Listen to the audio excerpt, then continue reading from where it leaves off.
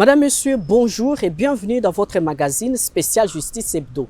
Chaque semaine, nous vous proposons un regard sur les principales actions, réformes et initiatives conduites par les ministres d'État, ministres de la Justice et garde des Sceaux, Guillaume Gueffa Atondoko Andali, au service de la consolidation de l'État des droits, de la modernisation de la justice et du renforcement de la gouvernance en République démocratique du Congo. Au sommaire de cette édition, la lutte contre l'impunité franchit une nouvelle étape.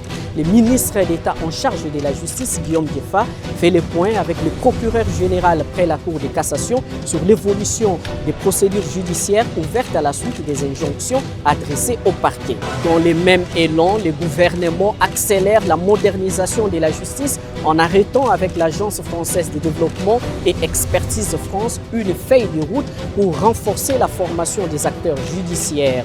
Autre priorité, la lutte contre la corruption. Le ministère de la Justice fédère le Pacte mondial des Nations Unies et les secteurs privés autour de la future loi anticorruption afin de consolider l'état des droits et d'améliorer le climat des affaires. Également dans cette édition, le gouvernement rassure les médecins reçus par le ministre d'État Guillaume Gueffa. Le SINAMED obtient des garanties de protection des personnels de santé ainsi que la reconnaissance officielle de sa personnalité juridique. Et puis sur le plan international, la République démocratique du Congo ouvre un nouveau front judiciaire contre le Rwanda en saisissant la Cour internationale de justice à La Haye pour des violations présumées des droits internationaux.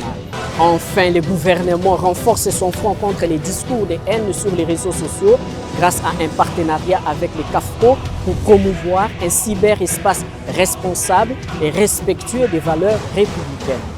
Et voilà tout pour les principaux titres de votre magazine. Les détails de ces informations dans une poussière de secondes.